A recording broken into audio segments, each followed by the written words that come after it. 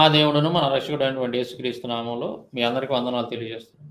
ఈ కరుణాకర్ దుర్గ్ అనేటువంటి మతోన్మాది ఎవడైతే ఉన్నాడో, వాడు ఎవరో వాట్సాప్ యూనివర్సిటీ వాళ్ళు ఇచ్చినటువంటి స్క్రిప్ట్ ఒకటి తీసుకొని ఒక వీడియో చేశాడు.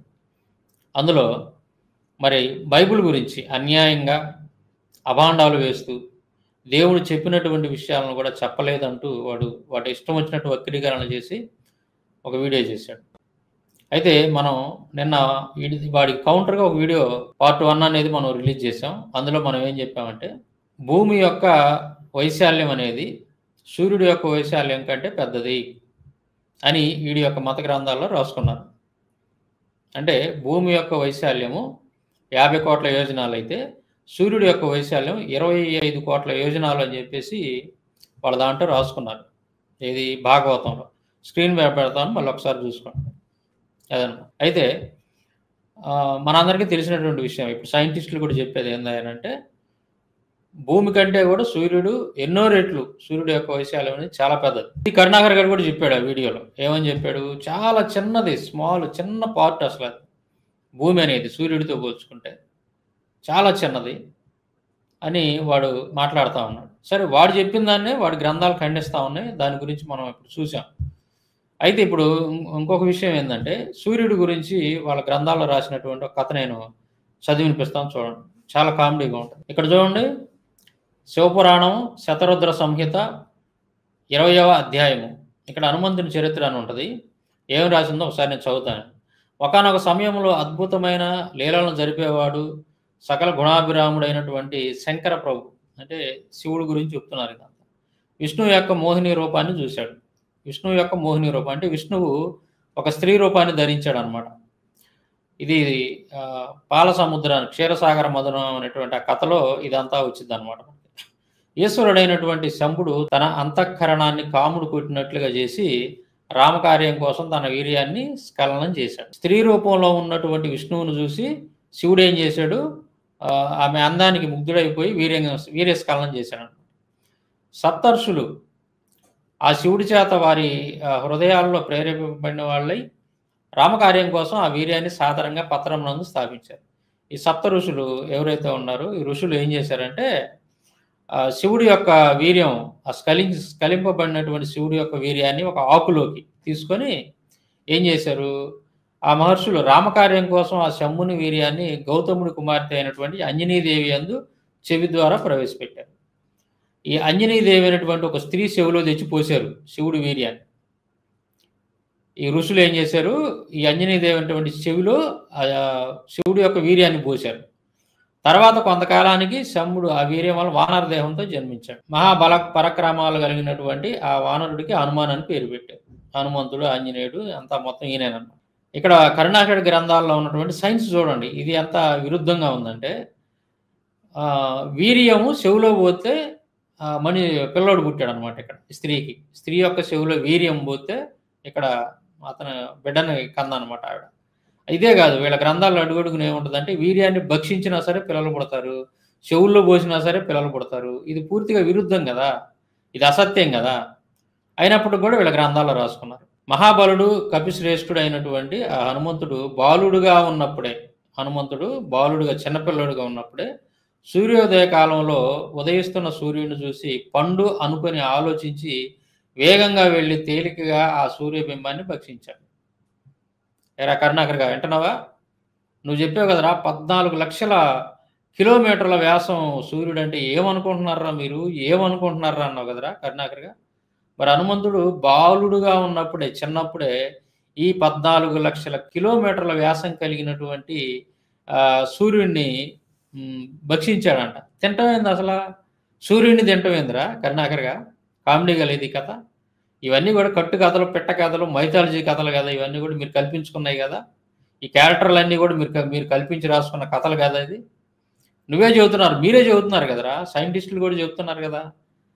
సూర్యుడు ఇన్ని 14 లక్షల కిలోమీటర్ల మరి వ్యాసాన్ని కలిగినటువంటి ఆ సూర్యుడిని బాలుడుగా ఉన్నటువంటి వాడు హనుమంతుడు భక్షించాడంట.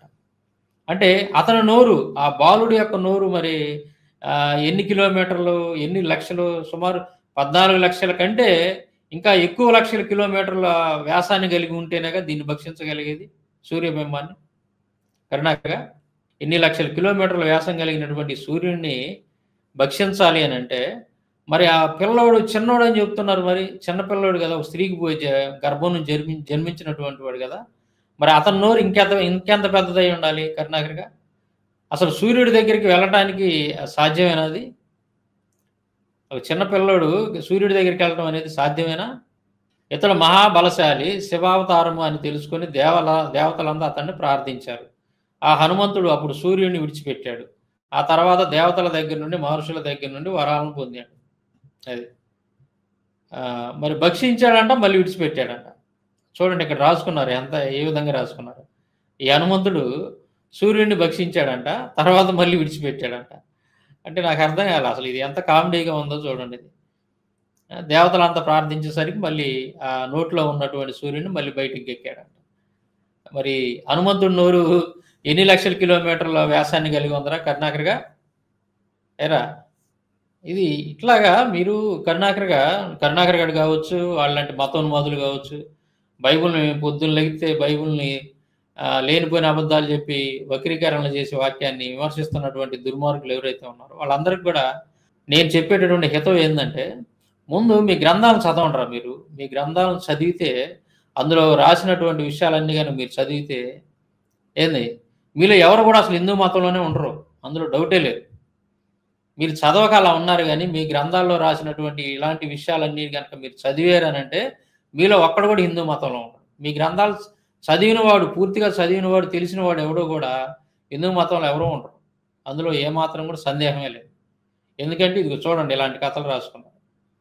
సూర్యుడిని మరి అంత పెద్ద వ్యాసం కలిగినటువంటి బగ మండుతున్నటువంటి ఆ సూర్యుడిని మరి ఒక పిల్లవాడు ఏదో ఒక చాక్లెట్ నోట్లో వేసుకొని చప్పరించినట్టుగా దాన్ని నోట్లో వేసుకొని తిన్నాడు, తర్వాత మళ్ళీ ఊసాడు బయటికి అని అంటే ఇది ఎట్లాగా, ఇది ఎంత కామెడీగా లేదని అంటారా? ఇది కరుణాకర్గా నీకు కొంచెం కూడా సిగ్గు, శరం, సీమి, నెత్తురు ఏమన్నా ఉందంటారా? బైబిల్ని విమర్శించడానికి అర్హత ఎక్కడ ఉందరా మీలాంటి మతోన్మాదులకి? వెదవల్లారా? విన్నారు కదా, ఇలాంటి కథలు ఇంకా చాలా ఉన్నాయి మీకు.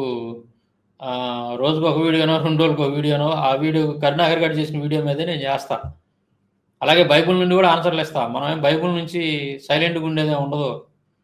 బైబిల్లో ఎవరెవరైతే విమర్శలు చేస్తూ ఉన్నారు భూమి గురించి, సూర్య, చంద్రుడు, నక్షత్రాలు, వీటన్నిటి గురించి ఏదైతే మీరు వీళ్ళు తప్పుడు ఆరోపణలు చేస్తున్నారో వాటన్నిటి గురించి కూడా నేను ఆన్సర్ ఇస్తాను. ఏముంది ఏందనేది కూడా చక్కగా ఉన్నదన్నట్టుగా. ఒక చిన్న పిల్లవాడు వెళ్ళి ఎవరిని మింగుతున్నాడు? సూర్యుడిని మింగాడంట, మళ్ళీ బయటికి ఊసాడంట, వదిలిపెట్టాడంట సూర్యుడిని.